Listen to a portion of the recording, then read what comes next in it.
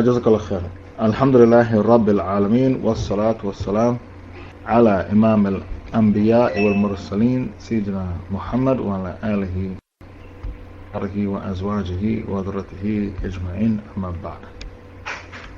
Believing brothers and sisters in Islam, Assalamu alaikum.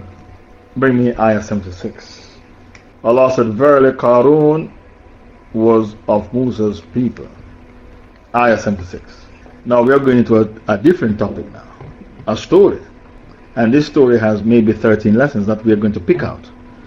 Verily QAROON was of Musa's people, but he behaved arrogantly towards them, and we gave him of the treasures of which the keys would have been a burden to a body of strong men. Remember when his people said to him, do not exult with riches, being ungrateful to Allah.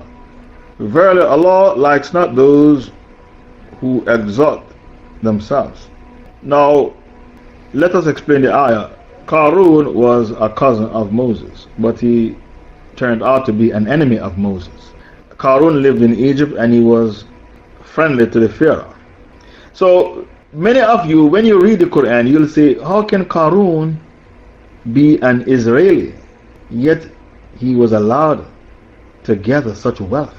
Ibn Kathir said it took 60 mules to transport the keys to his treasures. He was a cousin of Musa, but he was his enemy as well. Ibn Kathir in his Tafsir, because tonight's talk is coming from Tafsir Ibn Kathir.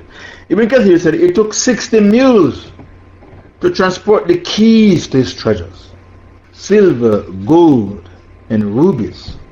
So many of you in this room will be asking yourself the question, how can QAROON be an Israeli, a Jew, and he was allowed to gather such wealth? And the Pharaoh used to enslave the Israelis. Well, why the Pharaoh made an exception to him and didn't enslave him and allow him to become filthy rich in Egypt? Because he was living in Egypt. QAROON was living in Egypt. He was a friend of the Pharaoh and he opposed Musa. So the Taghut allowed him to get rich. He was a friend of the Pharaoh and he opposed Musa.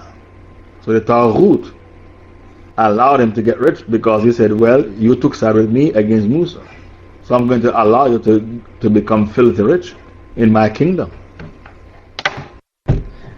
QAROON was very ungrateful to Allah as well. Okay, bring me the other ayah. Ayah 77. In ayah 77, Allah Ta'ala said, وَابْتَغِ فِيمَا آتَاكَ اللَّهُ الدَّارَ الْآخِرَةَ وَلَا تَنْسَى نَصِيبَكَ مِنَ الدُّنْيَا وَأَحْسِنْ كَمَا أَحْسَنَ اللَّهُ إِلَيْكَ وَلَا تَبْغِ الْفَسَادَ فِي الْأَرْضِ إِنَّ اللَّهَ لَا يُحِبُّ الْمُفْسِدِينَ. But seek with the wealth which Allah has bestowed upon you the home of the hereafter, and forget not your portion of lawful enjoyment in this dunya. So if I ask you a question, where in the Quran Allah said you should have fun? Can you tell me the ayah? Did you know Allah told you in the Quran to have fun? And many of you are bored because you don't know that Allah told you in the Quran to have fun. But make sure the fun is halal. Surah Qasas verse 77. Use the wealth which Allah has bestowed upon you to seek the hereafter, which is the final abode. And do not forget your portion of halal enjoyment in this world. Be kind to others the way Allah was kind to you. Be charitable. Do not use your wealth to spread mischief in the land. Verily Allah doesn't love those who spread corruption in the land. These are the instructions Allah is giving you in the ayah. But these instructions were directed to QAROON because he was using his wealth to behave badly. He didn't give zakah. And he looks down upon poor people. He shows off on them and he makes them feel bad about their poverty. When Prophet Moses reminded him about his wealth, that he should use it in the right way and he should pay zakah, he told Prophet Moses, I became rich because of my intelligence. Allah did not give me anything. He did not say once, Alhamdulillah. Not once. He did not thank Allah for his wealth. He said, the only reason why I became rich is not because Allah blessed me, it's because of my intelligence. That's a capitalist. This man was a capitalist. And he refused to give zakah. And he used to come out in front of the people in jewelry. And he used to ride his horses with his chariots. Even his horses had jewelry on them to show off and to make poor people feel bad. He took sides with the Pharaoh to oppose Musa. Even in the Quran, sometimes Allah mentioned the Pharaoh, Haman, and Qarun. The three of them, the three criminals, side by side in many verses of the Holy Quran. And this man was an Israeli, a cousin of Musa. Can you believe it? Not a second cousin or a third cousin, a first cousin. So when I say he was a cousin of Musa, many of you in the room might be thinking, oh, maybe some distant cousin. Who told you that? Who told you some distant cousin? He was the first cousin of Musa. And he took sides with the Pharaoh in opposing the message of Musa. And because he took sides with the Pharaoh made him rich. Now, the Taghut, his policy is, if you take side with me in my kufr, I will give you wealth. That's the Taghut. But if you are going to speak the truth, I'm going to give you poverty. That is the policy of the Taghut, past and present. Why do you think the Arab leaders in the Gulf, like the Saudis and the Kuwaitis and the Qataris and the United Arab Emirates and the Omanis, they say to America, we'll take side with you to fight Islam? Because they fear wealth, losing their wealth. It is called history repeating itself. We fear losing our wealth, so we are going to take sides with America to fight Islam. These people, they hate Islam. We are going to take sides with America to destroy the Islamic State because we fear losing our wealth. QAROON, that was his policy. I'm going to oppose Musa because I don't want the Pharaoh to take away my wealth. And he was vehement in opposing the message of Musa, in opposing the Haqq. Ayah 78, he said, this has been given to me only because of my knowledge. What an evil man. He would never say Alhamdulillah, not even once. قُلْ إِنَّمَا أُوتِيتُهُ عَلَى عِلْمٍ عِنْدِي. It's because of ilm indi, ilm that I have. Don't think it's a blessing from Allah. Allah did not bless me with anything. I gather all this amount of wealth, all because of my knowledge. I'm so intelligent. I gather the knowledge. I gather the wealth because of my intelligence. So if you are poor, it's because you're a fool. People are poor because they are fools. All this wealth, the gold you see and the silver and the rubies, is because of my knowledge. Allah did not bless me with anything. Did he not know that Allah has destroyed before him generations, like the people of Ad and Thamud? They were rich as well. The people of Shu'aib. You think you have money? What about the people of Shu'aib? They were rich as well. And they became rich because of clandestine activities, cheating with the scales. What about Nimrod? Nimrod was rich as well. Your wealth is nothing in comparison to Nimrod. Even though it took 60 mules to transport the keys to your treasures, your wealth is nothing in comparison to Nimrod. Nimrod was an emperor over Babylon. So Allah is saying, did he not know that Allah has destroyed before him generations, men who were stronger than him in might and greater in the amount of wealth that they had collected? But the mujrimun, the criminals, will not be questioned. The mujrimun, the criminals, the disbelievers, will not be questioned of their sins because Allah knows them well. So they will be punished without being called. Ayah 79. So he went forth before his people. Ayah 79. So he went forth before his people. in his pomp and glitter, bragging and boasting. Those who were desirous of the life of this world, they would say, ah, would that we had the like of Qarun. We wish we had the wealth of Qarun. Has been given. Look what he has been given. Verily, he is the owner of great fortune. So, for a time, his plan worked because he came out in front of these people in pomp and glitter to show off. And he had the people saying, oh, we wish we had been given what Qarun had been given. If only we were given what Qarun had been given. So, what he planned was working because he caused the people to become envious and desirous of his wealth. Not all, they became desirous and jealous and envious of his wealth. They spoke about it. We wish we can be like Qarun. Look at his servants. Look at his horses. Even his horses has jewelry on them.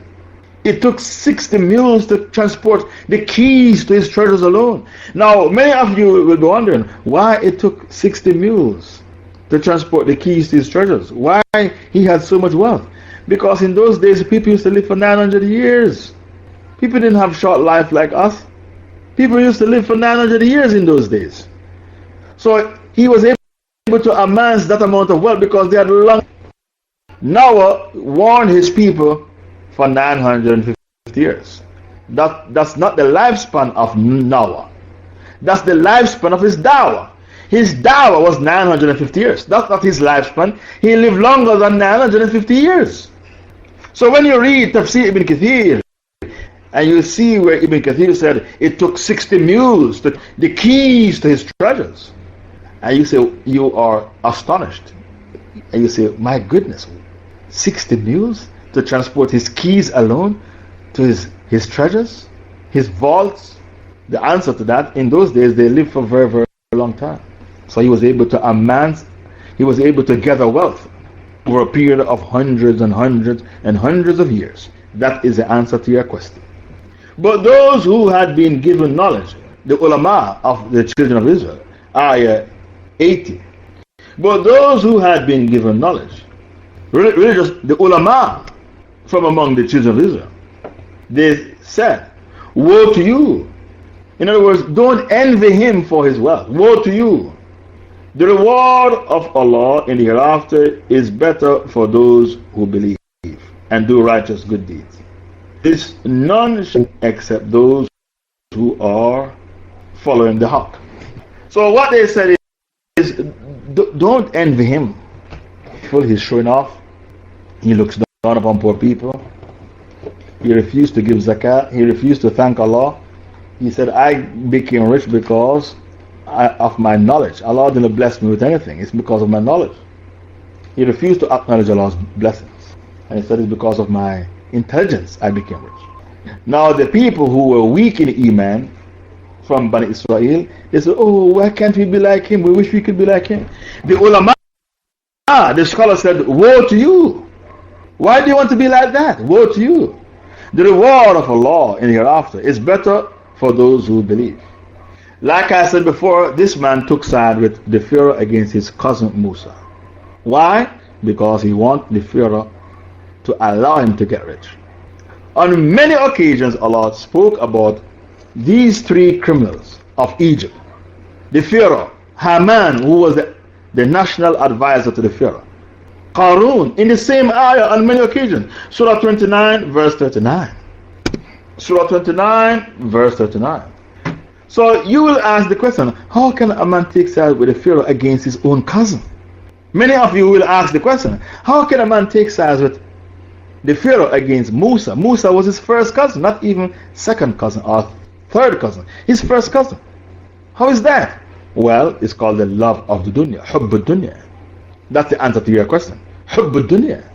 So you'll say, how can the Saudis and the Kuwaitis, the Qataris, take sides with America to destroy the Islamic State? They are planning it. Well, the answer is there, hubb dunya. Why do you think Allah tells you many, many stories in the Quran? Because history repeats itself. Do you think these stories is bedtime stories to tell your kids? Well, it's good to tell your kids these stories. Wonderful stories in the Quran. But you have to draw lessons as well. And you have to prove to your children that history repeats itself. Not everybody can tell stories properly. I tell you, I'm a storyteller. A good storyteller is able to use the story 1,000 years ago and explain what is happening underground today. If you can do that, you're a good storyteller. Why? Because history repeats itself. Look at the ayah, Ankabut 39. And we destroyed QAROON, the Pharaoh and Haman, and indeed Musa came to them with clear signs, proofs, evidences, revelations. But they were arrogant in the land, yet they could not outstrip us. They couldn't escape from our retribution. On many occasions, Allah mentioned the Pharaoh, Haman, and QAROON in the very same ayah, because they were partners in kufr. They were partners in rebelling against Musa alayhi salam. Ayah 81. So we caused the earth to swallow him up, he and his palace, his dwelling place. Then he had no group or party to help him against Allah, nor was he one of those who could save themselves. Ayah 81. Ayah 82. Bring Ayah 82. And those who had desired for a position like his position, the day before began to say, know you not that it is Allah who enlarges the provisions and restricts it to whomsoever He pleases of His slaves. Had it not been that Allah was gracious to us, He could have caused the earth to swallow us up as well, the way He caused the earth to swallow up QAROON. Know you not that the disbelievers will never be successful? So the same people, the day before, they were saying, oh, we wish we can be like QAROON. But when the earth swallowed them up, those same people said, it is by Allah's mercy we are not swallowed up the way QAROON is swallowed up.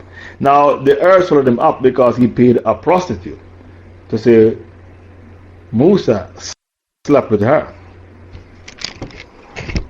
That's why the earth swallowed him up. That was the straw that broke the camel back. He paid a prostitute to say Musa slept with her, to destroy the image of Musa. If a person is preaching the haqq, how do you destroy him? Slander his name with a woman.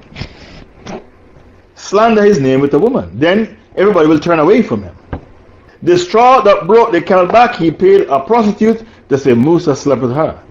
And Allah said enough is enough and caused the earth to swallow him up. And today he is still sinking under the earth until the day of judgment, both he and his wealth. So when Bani Israel saw this in front of their very eyes, they said, we don't want to be like QAROON. Very ungrateful. Okay, the person taking notes, you're going to say, lessons from the story of Musa and QAROON. Lessons from the story of Musa and QAROON. The first lesson is, Allah gives wealth to whom He pleases. That's the first lesson. We're going to pick out about 15 lessons. Allah gives wealth to whom He pleases.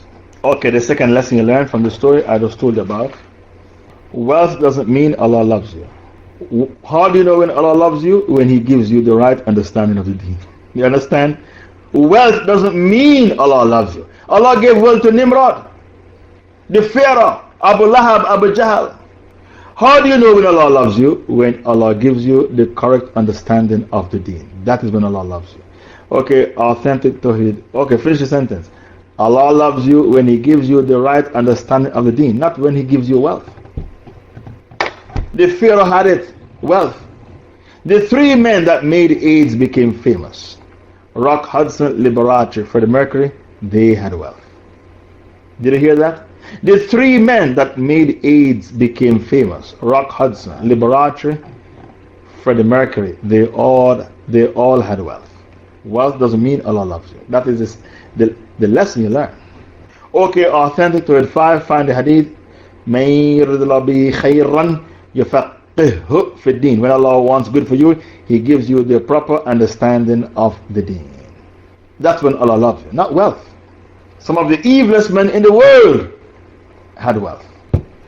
Who's going to find, where's the hadith? when Allah wants good for you. Okay, thank you. The third lesson you learn is wealth is a big test from Allah, and most fail miserably. To be bestowed with wealth. Wealth, the third lesson, wealth is a big test from Allah. It's a fitna. Yes, wealth is a big test from Allah. 828, that's the ayah, 828. The third lesson, wealth is a big fitna. Surah 8, verse 28. وَاعْمُوا أَنَّمَا لَكُمْ فِتْنَةً اللَّهِ عِنْدَهُ أَجْرٌ. Surah 8, verse 28. Know that your wealth and your kids are a big fitna, but a mighty reward. Allah used the word fitna, they translate it to mean a trial. That is the third lesson you learn from the story of Musa and Qarun. Okay, the fourth lesson is Qarun opposed Musa. Qarun takes sides with the Pharaoh against Musa to keep his wealth. The fourth lesson, Qarun takes sides with the Pharaoh against Musa to keep his wealth. He doesn't want to lose his wealth. Pharaoh, P-H-A. Okay, you're going to say the Gulf Arabs are doing the same. They are going to take sides with America against the Islamic State to keep their wealth. Do you see what I see? History repeats itself. Allah told you these stories in the Quran for you to learn, not to read as an entertainment, to learn. Wake up and smell the coffee. Learn fiqh al-waqi'. The Quran teaches you fiqh al-waqi'. Allah tells us these stories to learn what is happening around you in the world today. The Gulf Arabs are doing the same. 10 of them signed papers to fight the Islamic State. Why? They want to keep the throne. They don't want to lose their throne. It's called the fitna of wealth. The fifth lesson, wealth, keep his wealth, as an Israelite. Surah 40 verse 23-24. Okay, bring me Surah 40, 23 to 24. Surah 40 verses 23-24. And indeed we sent Musa with our signs, evidences, and manifest authority. The Pharaoh, Haman, and Qarun, but they called him a sorcerer, a liar. They call him a sorcerer and a liar. So what point is that? Qarun takes sides with the Pharaoh against Musa. That was point number 4. I brought you the evidence where Qarun took side with the Pharaoh and called Musa a liar and a sorcerer, a magician. He did that to keep his wealth. He doesn't want the Pharaoh to turn on him and take his wealth, so he opposed Musa. It's called Hubb dunya, love of the dunya. We continue with our tafsir. The fifth lesson, wealth makes some people arrogant. Number 5, lesson number 5. Wealth makes people arrogant. So if you are poor and you are a narcissist, that doesn't make sense. How can you be poor and a narcissist? Okay, find the hadith where the Prophet said 3 people, Allah won't look at them, much less to speak to them, much less to observe them. One of them what? A poor man who is proud. If you are rich and you are proud, that's understandable. But how can you be a pauper and yet you're a narcissist? That doesn't make sense. A pauper who is proud, that doesn't make sense. So on Judgment Day, Allah won't look at you, much less to speak to you, much less to observe you. The other lesson we learn is lesson number 6. People envy wealth. People are envious of the rich. And those are the people with weak iman. The Prophet said, don't wish to be like a person unless it's on 2 occasions. You see the man with wealth and you want to spend it fi sabilillah. Today when people envy wealth, it's not because they want to be rich like the man to spend it fi sabilillah, the way he spends his wealth fi sabilillah. They want to show off with designer clothing. That's why they envy wealth. And to show off with expensive cars. But with the designer clothing and the expensive cars and the money in your pocket, you'll get pretty girls. How are you going to get pretty girls without money? Impossible. You can't get pretty girls without money and designer clothing and fast cars. Okay, find the hadith. Don't wish to be like people unless it's on 2 occasions. You see the man with knowledge of the deen and he spreads the knowledge wisely. You see the man with wealth and he spends it fi sabilillah. Otherwise, don't wish to be like anyone. And when you wish to be like the man with the wealth, you should not wish for his wealth to depart from him, to disappear from him. You want him to keep his wealth, but you want to be like him, to spend the wealth fi sabilillah. The seventh lesson, the Taghut will allow you to be rich if you rebel against the Haqq. The seventh lesson, the Taghut will allow you to be rich if you rebel against the Haqq. This is what happened to Qarun. The Pharaoh made him rich because he was an enemy of Musa. But the Taghut will take away your wealth if you support the Haqq. He's going to freeze your assets. The Taghut will freeze your assets.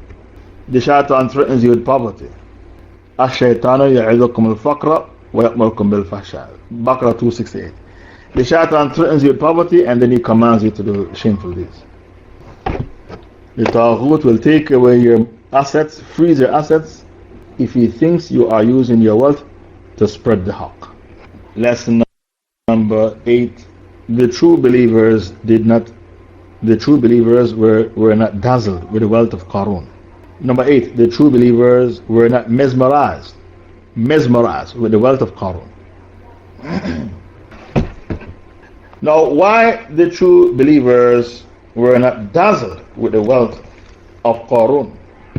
It's because of the ayah, Quran 31, verses 23 to 24.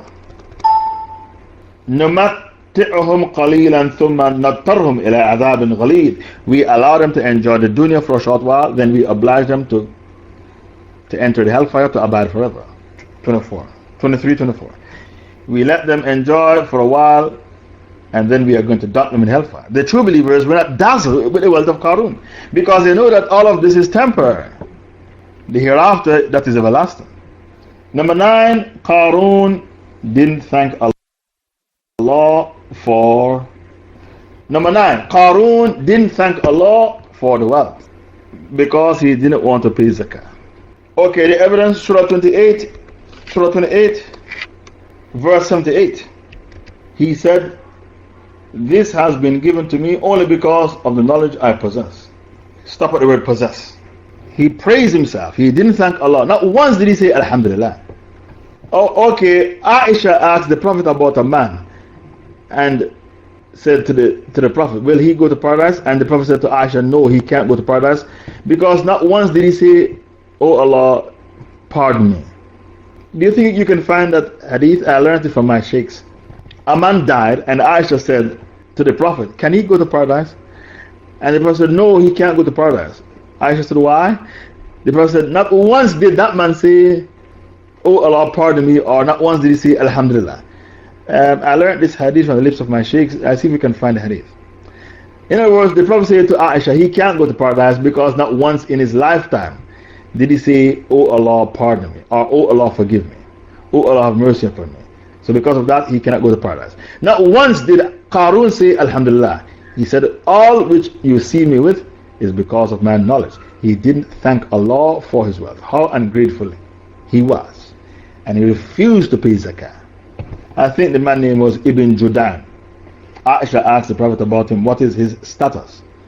The Rasul said he's going to go to the hellfire because not once in his lifetime did he say, "Oh Allah, forgive me," or "Oh Allah, pardon me." The hadith is in Bukhari. The 10th lesson, people help each other. Kafirs help each other in kufr. Kafirs encourage each other to continue in kufr. That's the 10th lesson. The 10th lesson, Kafirs encourage each other in kufr. Yes. When one country, Denmark, printed cartoons insulting Muhammad, France followed suit, and Sweden and all the European countries followed suit. The Kafirs, they help each other. Surah 29, verse 39. Because one fool makes many. One fool makes many. Kafirs help each other in tyranny and oppression. So, the Pharaoh, Haman, and Qarun, they all helped each other in opposing Musa. They were partners in opposing Musa. Surah 6, 1 and 2. Surah 6, 1 and 2. What did Allah say? Surah 6, 1 and 2.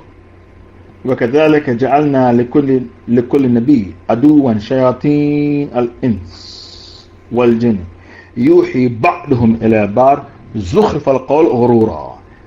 We have appointed for every prophet enemies from among mankind and enemies from among the jinn, inspiring one another with adorned speech by way of deception.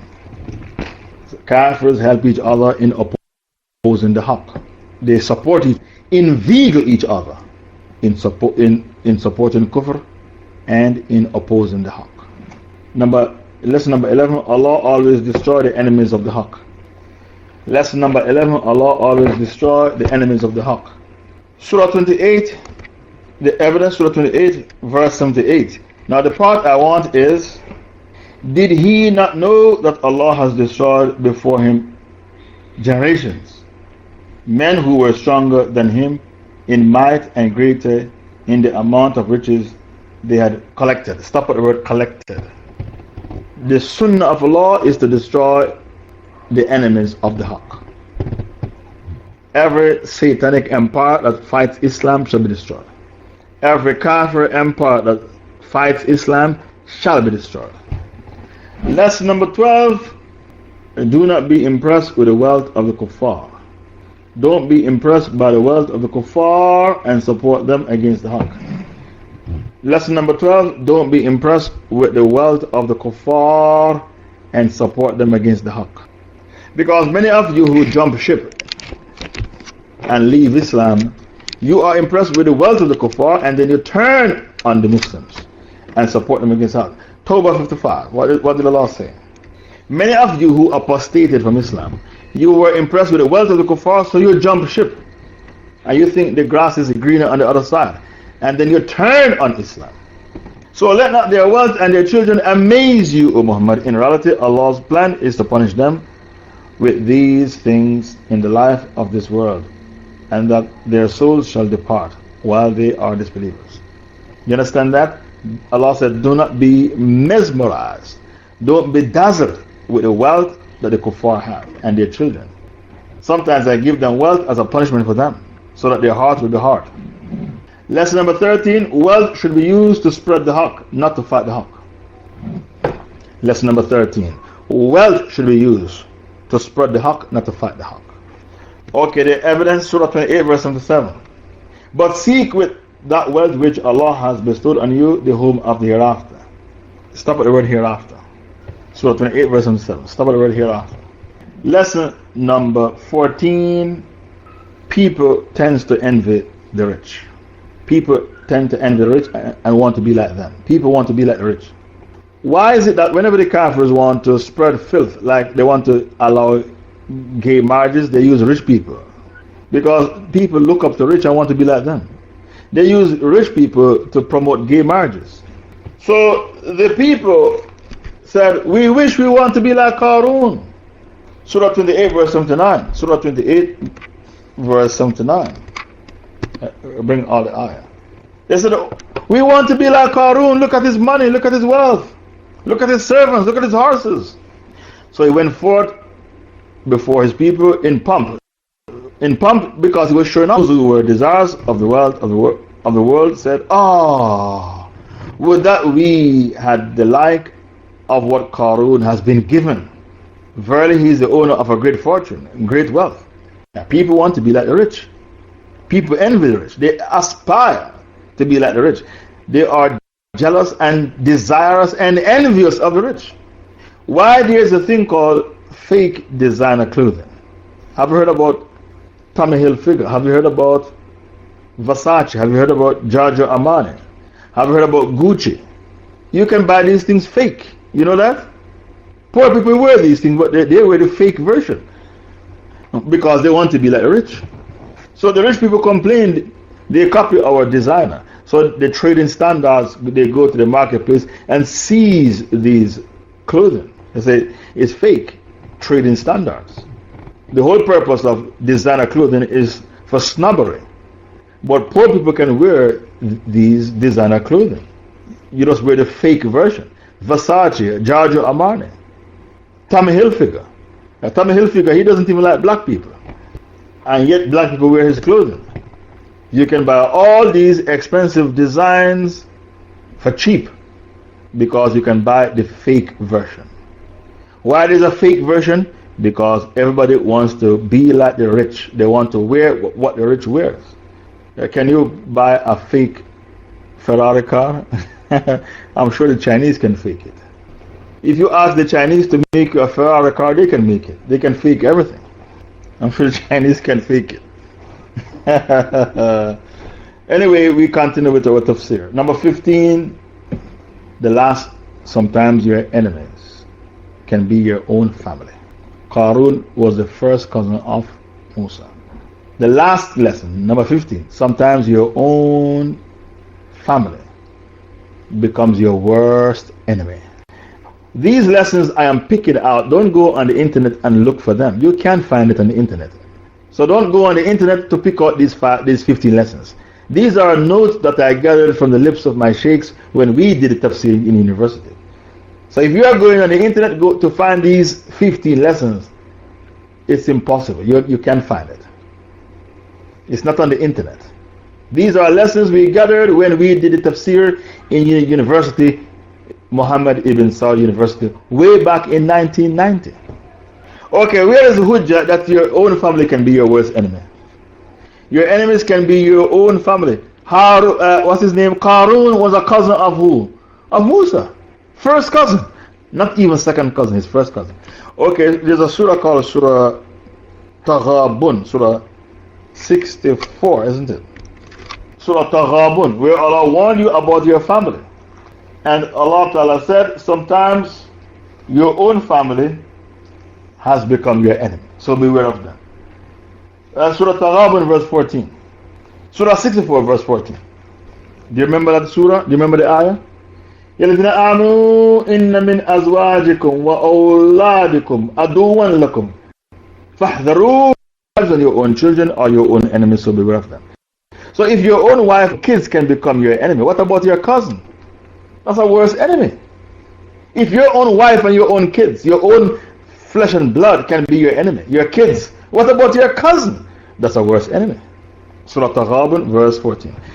Today's topic, Tafsir, Surah Qasas, the story of Musa and Qarun. Subhanaka Allahumma bihamdik, ashhadu an la ilaha illa anta, astaghfiruka wa atubu ilayk.